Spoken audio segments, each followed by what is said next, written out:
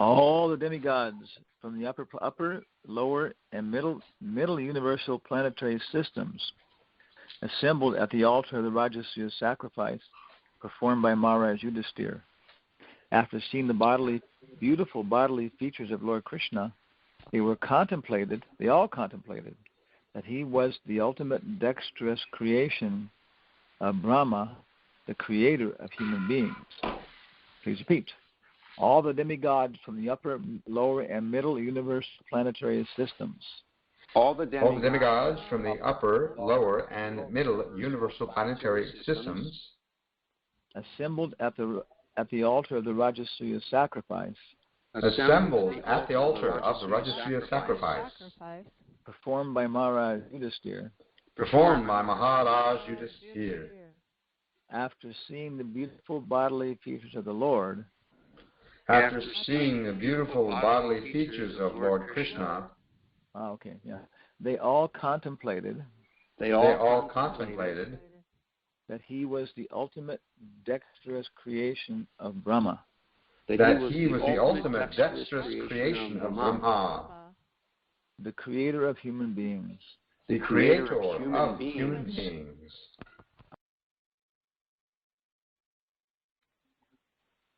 Okay. So we go ahead here and with and a little background. Of course, this verse kind of appears to be, it's part of a whole series of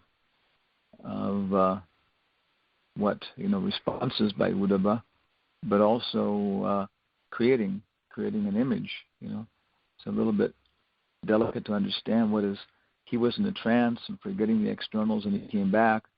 So how is he responding to Vidura's questions? Is he answering the questions? Is he creating an ambience that they both want to hear about and appreciate, as much for himself as for him?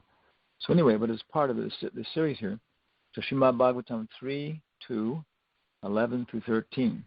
Okay, Lord Sri Kṛṣṇa, who manifested his eternal form before the vision of all on the earth, performed his disappearance by removing his form from the sight of those who were unable to see him as he is, due to not executing required penance. The Lord appeared in the mortal world by his internal potency, Yogamaya.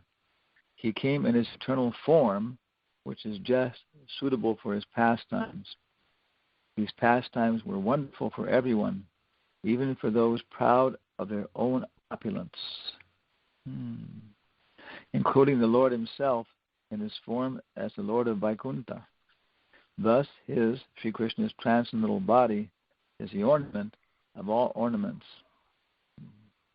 All the demigods from the upper, lower, and middle universal planetary systems assembled at the altar of the rājasūya sacrifice performed by Mahārāja Yudhiṣṭhira. After seeing the beautiful bodily features of Lord Kṛṣṇa, they all contemplated that he was the ultimate dexterous creation of Brahmā, the creator of human beings. So, of course, it's very obvious, even to us dull-headed people, as it seems to be, that Uddhava was very much focusing on the form of the Lord.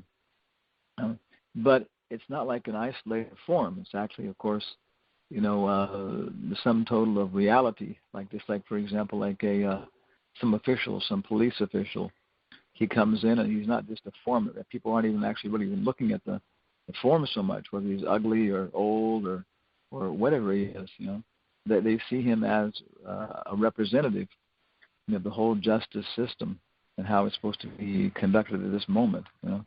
So Krishna's form has all this significance to it, not just being some like a sensuous thing or gratifying our particular sensuous inclinations, but it also has all the significance of what is reality, why there is reality. Very, very interesting to be able to see Krishna's form. Okay, let's go on here. Okay. Prabhupada's purport. There was nothing comparable to the bodily features of Lord Kṛṣṇa when he was present in this world. The most beautiful object in the material world may be compared to the blue lotus flower or the full moon in the sky. And so, of course, we went on the internet there and looking through our files at different lotus flowers. And I think it's, lotus flowers come up better than any other flower in terms of kind of beauty, And so I have one picture here, if you can see it, which is a nice one. It's not a blue lotus, but it has a fish and 2 lotus buds and the petals, and then the flowers. It's very, very nicely displayed. Published says the lotus flower is the sign of everlasting good fortune, like that, so on. So published saying that maybe we could compare it to the lotus flower. But I think we're reading the Nectar of Devotion in the morning in our program there, and it's talking about compatible and incompatible mixtures of mellows. So horror, and disgust are not normally tasteful when mixed together with conjugal love, But Kṛṣṇa says, after seeing the beauty of this young girl, Srimati Radharani, when I see the beauty of the lotus flower, I tend to turn my head in disgust and spit. So here, the incompatible mellows being mixed does not produce rasata, a bad taste. It actually produces an enhancement, of the primary mellow by contrast, like that. So it's saying here that Krishna's beauty is so great it may be compared to the lotus flower, but it's something even maybe more incredible. So go on next slide, number 6, and may be compared to the blue lotus or the full moon. So here's another lotus we found. This has a beautiful bird and some other things behind it. And it really, it's a fact to beat the artistry of the lotus flower. And also the fact, too, is like you can see here on this picture, they're long stems. And so they rise out. They rise out of the water. One time we were at Prabodhana Sriyapati Bhajan Kutir and on a Brahmā Parikrama. And there's a kunda there. And this time it was full of water and full of lotuses, And the petals there were actually forming like little plate surfaces with their edges turned up, like kind of little floating circular plates. You may have seen this, And the squirrels were just jumping from one to the other. Their bodies were so light they could move all over the place. And they were just like, hundreds all packed together like that. So the lotus, of course, pankaja, it's born from the mud, but has this characteristic, even though it's born from the mud, it's the exact opposite, So again, comparing Krishna's features to the lotus flower is like that it's just, it's apparently in the material world, but it's just completely different, like that. Okay, now what's our analogy? The moon. Okay, if we go to slide number 8 here, and we have maybe compared to the blue lotus flower or the full moon in the sky. And I didn't have much too good of a search. I looked a long time on the internet for full moon, this kind of stuff, fairies and the moon, and got a lot of back picture of a kind of sensuous-looking female fairies floating around with the moon and stuff like that. Well, I found one picture. Here's a parrot here looking at the full moon, and floating in the sky. And so in some ways it's kind of cold. The moon. Actually, all the pictures were coming back as kind of gray and stuff like that. Having kind of a foreboding atmosphere to them. But I think it's the Sarad season. The Sarad season and the harvest moons, and those are like much more warm usually with the background of beautiful harvest seasons and happy times, like that, hauling in the harvests and nice dances and so on. Almost universally fall dances. So Krishna, taking advantage of this, was there. And when Manipuri song, it's nice talking. It's actually one of their Basant, springtime Ras Leela. They have 4 Ras Leelas. And this one talks about the moon, and he's looking down on the beauty of Vrindavan, and he's seeing himself reflected in the beauty of Vrindavan and feeling a lot of satisfaction. But then he's shocked because he sees there's another moon moving along quietly, through the pathways in the night there with some purpose. And who's this moon? And then he's actually feeling, this moon is even attracting me. It's so beautiful, like that. So very nice poetry and analogy to try and describe Krishna's form. Okay, let's go on to slide number 9. Prabhupada continues. But even the lotus flower and the moon were defeated by the beauty of the bodily features of Lord Kṛṣṇa. But even the lotus flower and moon were defeated by the beauty of the bodily features of Lord Kṛṣṇa. And this was certified by the demigods, the most beautiful living creatures in the universe. So here we looked up the word angels on the internet and found an angel, which is maybe female, but at the same time, too, this features is going to be male, surrounded by wings, which I guess would make her or him a Gandharva, and then flying doves and so on like that. So, this is it's a subtler atmosphere. Our modern atmosphere is that supposedly there's this comment that what's his name, the father of evolution, Charles Darwin. He was pursuing his lines of inquiry in this whole age of reason. You can't blame him as being a solitary person, for developing this. And he was going on, looking at everything in terms of the internal biology, the mechanism behind the external features, and the possibilities of genes and these things developing and so on, and causing all the variety of life we see. Supposedly, he may have heard this. He said that as he went on with this later in his life, he became so disgusted because he couldn't see anything beautiful anymore. Everything he saw was just somehow or other the mechanism, all these kind of things, so on. So he lost his ability to appreciate all the beauty that life is showing us, to maybe trying to help us to appreciate, how beautiful Kṛṣṇa is. So, but in previous ages, I think we see this even like in the Victorian era and stuff. There's famous books like Water Babies, which is maybe one of the first real children's novels, and really, quite what's the word, naturally dealing with fairies and all kinds of subtle beings, and in such a way that the people were appreciating these things could exist, must exist. Then we go back earlier to different cultures, and of course even now in these more simple natural cultures like South America, and maybe even 40 years ago, of course, people were appreciating all these things, maybe even experienced them. I would suspect, and we can ask about this later, how many people have had some kind of like supernatural experiences of these subtle realms. Of course, in dreams we have things like this which seem so real that we wake up almost even crying because you don't want to leave them, so on. So at this time, when this was being spoken by Vidura, I would say all these things were quite accessible, and during these different, festivals and so on, people were experiencing these things, So Prabhupada was talking about the devatas, and it's interesting. It says upper, middle, and lower planetary systems, all the demigods. So kind of strange.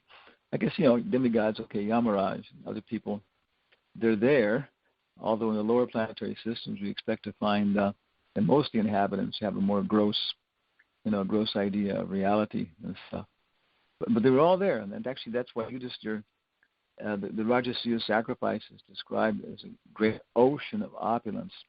I think Varuna was the first person to perform it, And so Yudhiṣṭhira, he didn't want to perform it for his own, benediction, satisfaction, that he wanted it to show everybody, including the demigods, that Kṛṣṇa was the real enjoyer of all sacrifice like that. Let's go on with the purport then. I've succeeded in backstepping my copy here. Okay, so slide number 10. The demigods thought that Lord Kṛṣṇa, like themselves, was also created by Lord Brahmā. But in fact, Brahmā was created by Lord Kṛṣṇa. It was not within the power to create the transcendental beauty of the Supreme Lord. Yeah. And of course we had this verse before, which we presented, about even the yadus, who might even be considered more elevated and more situated in general than the demigods. Even they, like the fish, can't appreciate the water, the moon in the water. Okay, maybe it's just another fish.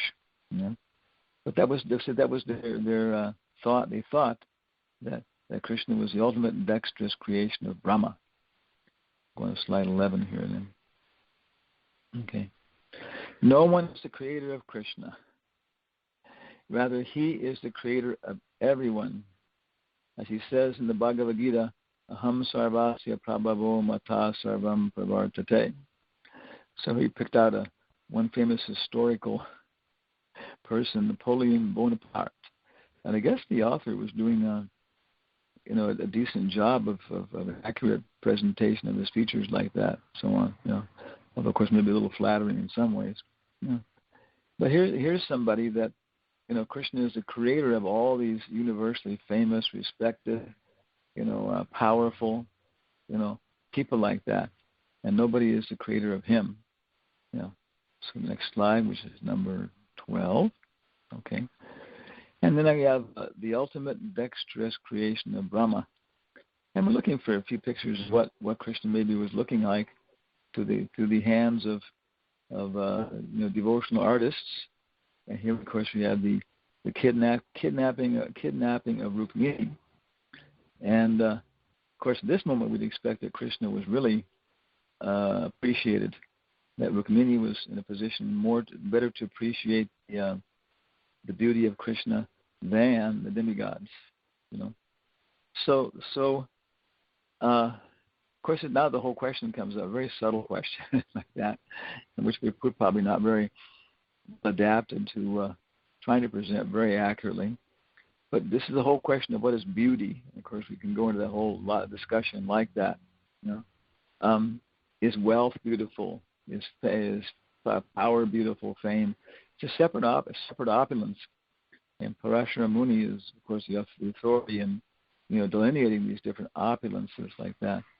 So, of course, there's a great question: what is beauty? And so it would seem that, in my experience at least, that a lot of times when we were looking for, we're trying to analyze beauty, many times we're looking at something static, a beautiful picture, a beautiful sunset, beautiful flowers, and it's described like that, or some beautiful personal features of a young man or young woman or whatever, Then we look at it in terms of a static sense, and we even try and catch it. We develop all this technology to capture beauty with cameras and things like that, which try and do it, and so on.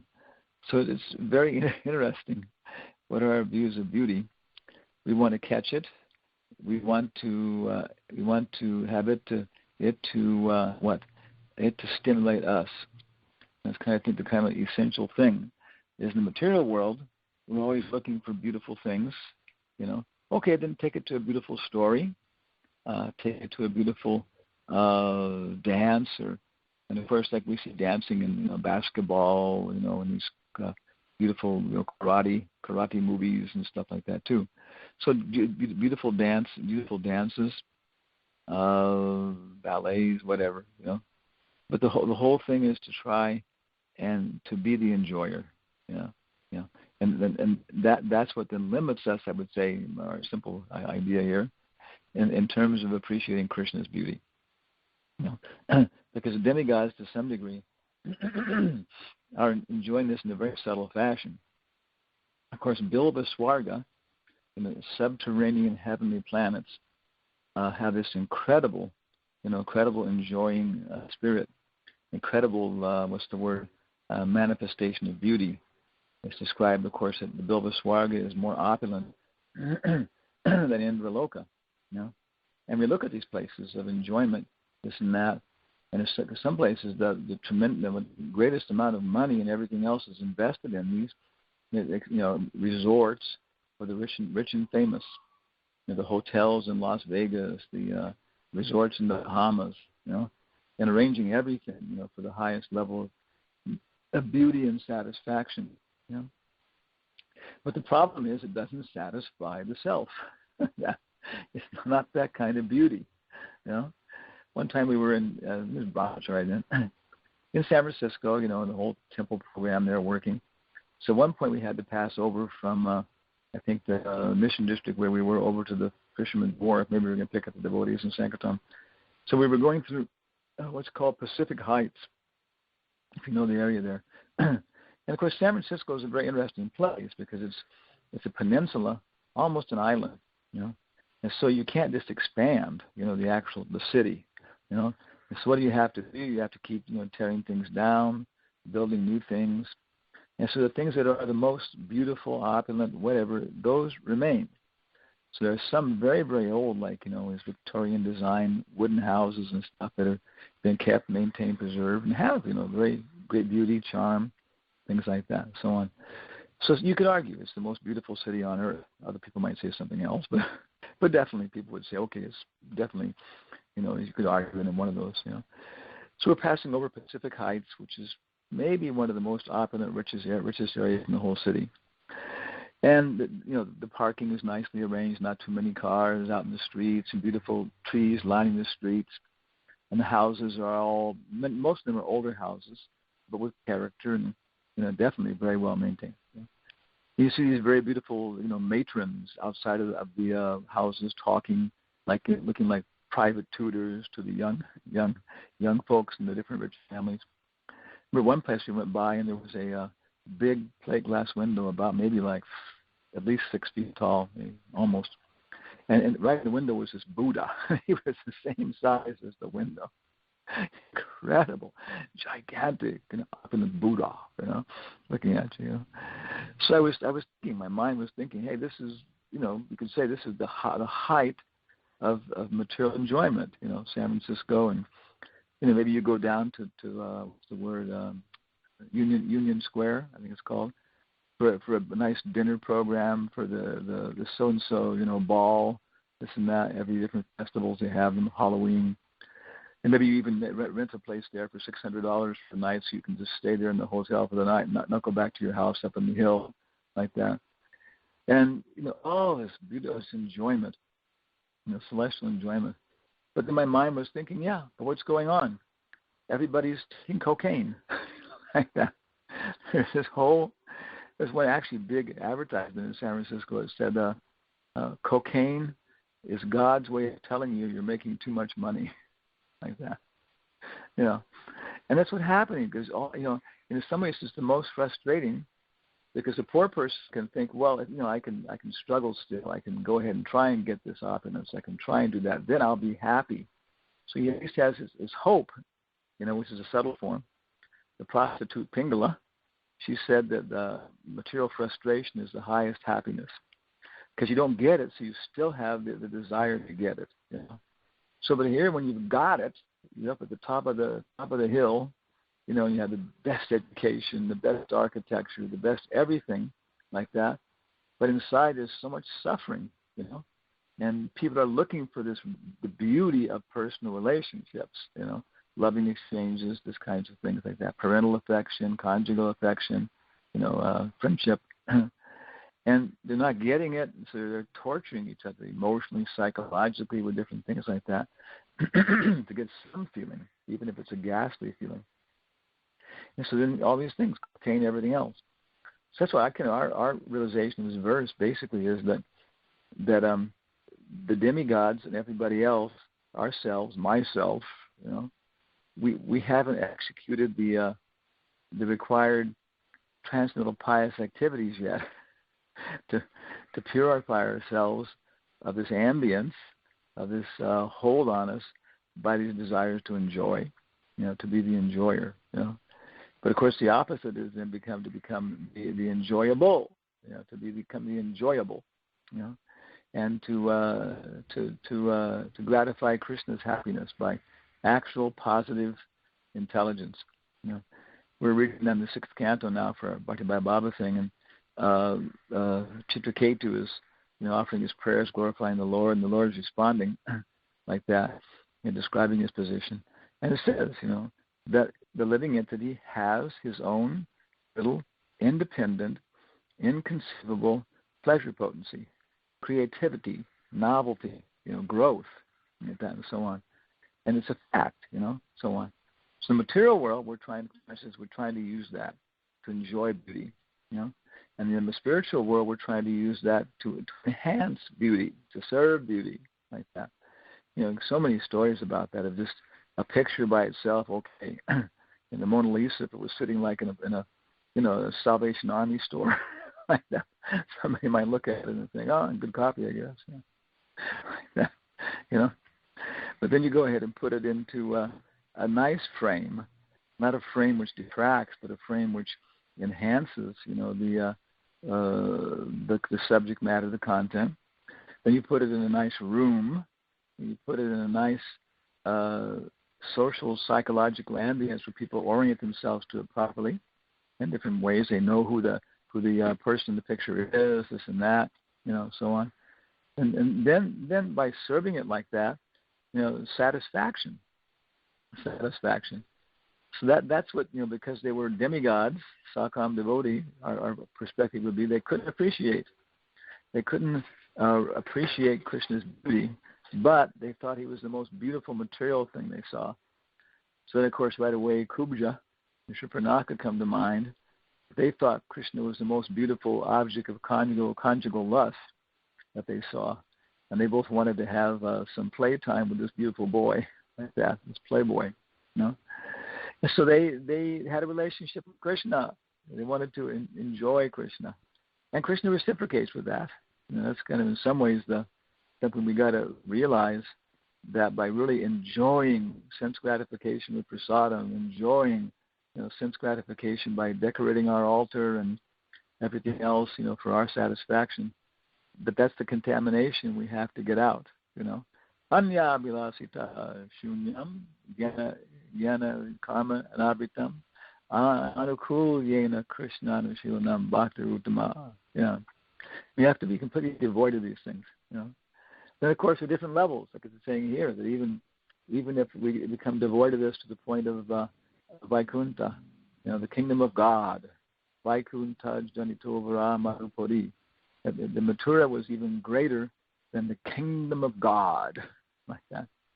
So even in the spiritual atmosphere, and if we go to Dwarka, the pastimes in the 10th canto are there, and for me they're so attractive in many ways, Like I mentioned this, it's hard for me to appreciate the subtlety, because my senses are still designed to enjoy, like that.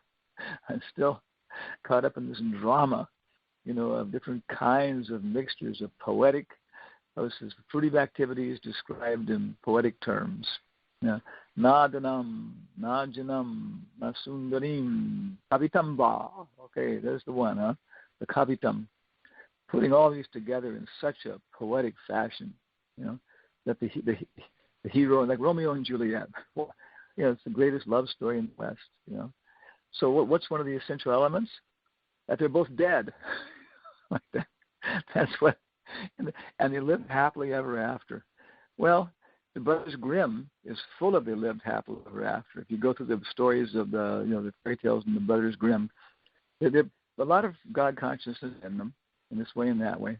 But so many times, again and again, the evil stepmother, throws the pretty little the princess out the window and substitutes her daughters, and she's taken by a witch and raised up in horrible circumstances and have to clean the ashes and suffer and hunger and all these things, no play, no fun. Then finally the prince finds her and saves her, and then in great difficulties and so forth, so on. And they lived happily ever after. So when you hear those stories, you can think, well, yeah, maybe they did, because they suffered. They suffered so much before that, that they're going to even, that they can just being free from that for like 20 or 30, 40 years is going to be like, what do you call it, an enjoyment. Their previous suffering is such a contrast that it's not going to go away. They're going to wake up with nightmares and then touch the bed and realize, oh, I am sleeping in a nice bed. I have a husband which is like, peaceful to me and appreciates me. Okay, So this is the concept of happiness and the beauty in the material world. In the spiritual world, we're all trying to do the exact opposite in full spiritual consciousness. But I think that's the thing to me that impressed me, is that the demigods, Devatas, who are not, bad people, they're devotees. I guess I've heard published say we're the same way, most of us, We're all, Sakam devotees. I know I am. I need, and what I'm trying to do is find the stimulation in Krishna consciousness, which I can dovetail to do something practical, for Krishna, like that.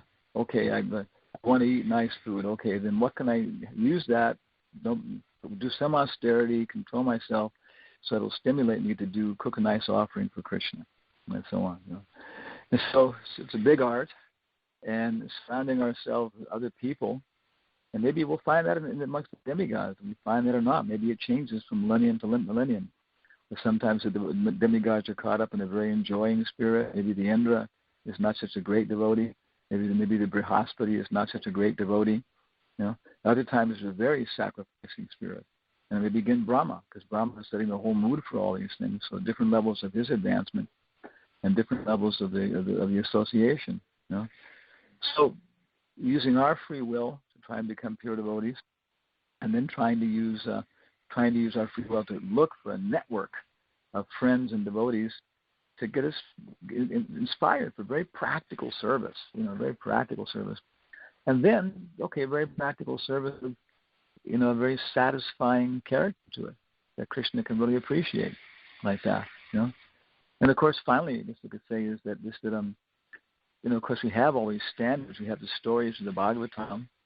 So many stories in there from the beginning to the end, Lord Chaitanya's pastimes. And then even the stories of the devotees, engaging in different service and stuff like that. And how much are we appreciating, the transcendental nature of these, and how much can we take advantage of it, and how much the deity, Radha Rukmini Dwarkadish, Radha Govinda in Denver, Radha Nilamadava? Yeah, Nilamadava. Where's that? Okay, that's in Seattle and in Houston. Radha Kalachandji. Everybody here. Yeah. Kishori. Okay, in Chicago. So all the different deities. How much are we appreciating them? When that exhibition was traveling of all the ISKCON deities, I saw it when it was in Calcutta, I guess about 1996, and everybody was lining up to go in, and all it was just chanting the names of the deities and very artistically presenting the different forms like that. But it was satisfying. You just look at the same statue, the same form again and again, and the same music, like that, but different names and stuff like that. And as it was going off, sometimes you hear the different devotees who just heard their deities, they start cheering and stuff, It's like Narada Muni visiting all the houses of Krishna. So trying to put ourselves in line, trying to restrain our senses from sense gratification, restrain ourselves from sense gratification, trying to do a little service somehow or other and accumulate more pious activities, so we can serve Krishna. It's escaping the mind's temptations and the heart running to some service like that. That's kind of our whole appreciation here. We got Krishna with Rukmini. Her service attitude is very intense. So probably she sees his beauty because she wants to decorate it. Every girl wants to have a beautiful guy. Every guy wants to be decorated by beautiful girls on his arms, surrounding him. So Rukmini and all of her friends, they want to do this. They want to make, Krishna look like a really handsome guy. Passing on here. We got a close up here. And of course, then the stories, the pastimes. Not just the form. It's talking about the form, but again, the form cannot be separated from the significance, the social significance, the authority significance, and everything else that Krishna's trying to do. And of course, in the material world, we see a lot of terms of this liberation, helping the living entities. And for me, I think there must be many, many more times and much more variety of whole projects that are going on in the spiritual world compared to this one project of saving living entities in the material world. Okay, so that's kind of, as we say in our modern Western colloquial atmosphere, that's all, folks. Does anybody else have any comments, complaints? Hare Krishna Maharaj, this is Balabhadra. Hare Krishna. Dhandavat, Krishna. You said a few things which drew my curiosity, but I'll just, I had three questions, but I'll just ask one of them. I'm not sure which one I want to ask because all of them are rather rhetorical, but they're rather interesting. One is you talked momentarily about how Krishna reciprocates, and you cited Surpanaka. Like we know from the 10th canto that Putana Kṛṣṇa reciprocated with her and gave her a position. Oh, no, okay, yeah. Putana. Okay, yeah. She actually achieved Vaikuntha Loka in the status of Mother Yashoda when Kṛṣṇa killed her. But I'm just curious, I never heard anything about what happened to Surpanaka. She wasn't killed, so how did Kṛṣṇa reciprocate with her, really? Well, because the as far as I think it's in the Garga Samhita, which is a controversial book, but many people will accept that it's bona fide. I think that Mahārāja Swami even gives some reference to show it's there. It mentions like Navadvip or something. But there, the description, as I remember it, is that it was in the Bharata and the Parikrama they use it all the time. Was that she had this attraction to enjoy with Kṛṣṇa. Okay, so that's head in the right direction. But if she got some other opportunity, then she might have been distracted and enjoying herself with somebody else, this and that. So then Kṛṣṇa cut off Ram, like Lakshman, cut off her nose and ears. So now nobody would marry her. Nobody would hang out. Yeah. So now she was stuck with this position, where she had this desire and it wasn't going away, and maybe she was even remembering it and hating Sita and going through. So she dies. So she takes birth as Kubja. Oh, really? Yeah, in her previous birth she was Kubja. But the plot gets thicker here. There's more things Mr.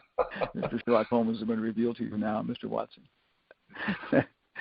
Elementary, Mr. Watson. Okay, I think who was it? It was Bali Maharaja's sister. Okay, something like that. Okay, so when Vamana came into the arena of sacrifice, and she and all the women were there, were just going, "Ooh, what a cute kid!" Like, "Ooh, nah, gitchy, ooh." They were just, Vamana was just, turning on the motherly love, smiles, and all the women were just, entranced with him. He was thinking, who's the wonderful mother who was able to have this baby suckle at her breast and look at his smiling face and, taking milk from her and so on, So she was absorbed in that. But then Vamana stole everything like that. So then it just turned into this hate, and she said, "I wish I could kill that baby. I wish he could suck poison from my breast." So you see the next birth? Yeah. So then she became Putana. Yeah. And so she was able to, to kill Kṛṣṇa, but for the same thing, that the motherly affection that Kṛṣṇa took her, and he purified her, you might say sucked the poison out, but at the same time, too, then her affection was there as a motherly feelings to Vamana Deva, and so then he was able to suck the poison out and let her stay with the feelings of motherly affection. So then she became a maidservant in Mother Yashoda's house. That's what I understand. Also, there was another question. You spoke a little bit about the subterranean heavenly planets, and in the 5th canto, it explained that the demons, they actually have a higher standard of enjoyment than the demigods because that's the profession of life to them. So they really capitalize on that. And I'm just curious, because generally we learn that if a person is sinful, they go to hell and they suffer. And not that I'm aspiring for this, but I'm just curious, what does one do to deserve the subterranean heavenly planets? Well, I guess it's like here too on this planet. You acquire all these pious credits for enjoyment, but they're also mixed with a certain kind of activity, which is also going to let you acquire simple activities. And it's all kind of, your next lifetime you've got to suffer this or that, suffer this or that, suffer this or that. But you've got to acquire this certain kind of karma to do it, Okay, so you go to Las Vegas, and in Las Vegas, there's all this kind of enjoyment, hotels, association, this, that, all these things are there, And you can really enjoy yourself, But at the same time, while you're doing it, you're also acquiring simple activities. But as a demigod, it's kind of the exact opposite. You can enjoy yourself, but usually what you're doing, because you're taking care of the administration of the universe, you can acquire pious activities, like that, and take birth in a good human family in the future. It sounds like a real delicate blend of both good karma and sinful karma to be a demon in this. Yeah. It's kind of like, Krishna's Krishna's forcing you to do simple things by pleasing you. Also, the last point that I had here, you talked about momentarily about the Brothers Grimm and the stories that they told, like Cinderella and what have you. And it seems to me that these stories have had such an impact on how people pursue relationships today. Yeah. They expect, when they fall in love and get married, they're expecting something like they would read about in Cinderella, have happily ever after kind of thing. Did you expect that when you married Lalita? No way. We had our first fight the night before we got married. We had a first fight. I'm serious. Yeah. I stormed out of the room, wouldn't come back until she was gone. Okay. So, but the rest of the world, people read these stories and they hear about them when they're children, and then they continue to write songs and make movies about this kind of thing as adults. And it's just like amazing that even though they know that these are just stories, still they want the reality, and even though they know they can't have it, in one sense they know it's just a fairy tale, but they refuse to settle for anything less than that. And they're looking for it like in these materialistic relationships. And I'm just wondering, how is it that they're able to be so determined to find that type of happiness in a materialistic, consciousness? There's one devotee. He was in the temple in San Francisco too, a friend, and all his family were lawyers, judges, everything else like that, so on, Mm-hmm. So he told me he was with his father because he would do some work with his father, law work and stuff. He told me he was just shocked, because after the court thing, lawyers go down to the bar and so he'd drink like Coca-Cola with something, his father would drink something, We were talking, he said, Bill, I've got to tell you that I think that I finally found the right girl. Okay. When he said this, he said he almost, joked on his Coca-Cola because he and his mother had been married. He's the son of his father and his mother's married. Then after that, he had been, I think he got remarried again, but he lived with 3 different women on a long-term basis. He was a pretty, higher-class guy, this and that and stuff. In the end, every single one of the relationships were broken.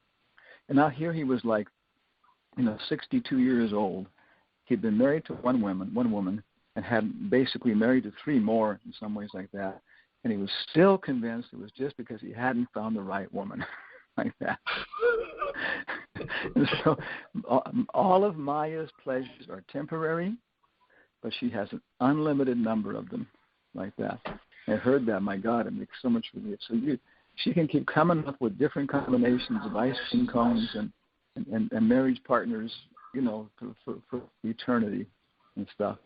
And so if we don't want to believe it, if we want to keep on looking, then she'll keep giving us different stimulation. I mean, like we hear with there's hope, there's life, and it seems that hope is really undying, that there'll be happiness in this material world. Yeah, it is. I mean, after that, you become a cockroach next. I mean, cockroaches are real. Or amoeba. Again, amoebas can enjoy eating with their entire bodies. They enjoy. Whole body becomes a tongue. Yeah, that's the whole thing, Yeah. God. Thank you very much, Mahārāja. Okay, it's my something or other. Yeah.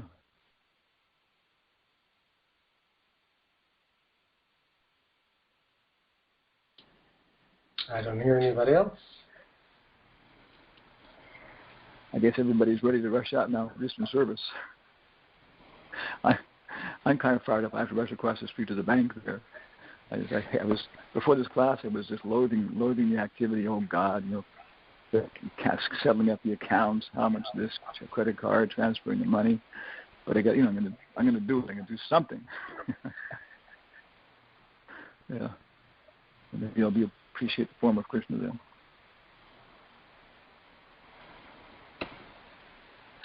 Okay, so I guess we can actually agree with Elmer Fudd, but that's all, folks. And thank you so much for being able to participate in this Sangha here. And so we'll hear more about what we do is Uddhava is incredible. The recitations and I think one of the best in the whole Bhagavatam to me are these beautiful prayers and stuff he's offering is Smaranam. He's offering this wonderful Krishna Smaranam here, like that. And of course he was offering Krishna Smaranam, which was even satisfying to the gopis, like that, guiding them. Okay, so thank you very much. Hare Krishna. Hare Krishna. Hare Krishna. Thank you. Hare Krishna. Yo. Bhakta Luciano had a question.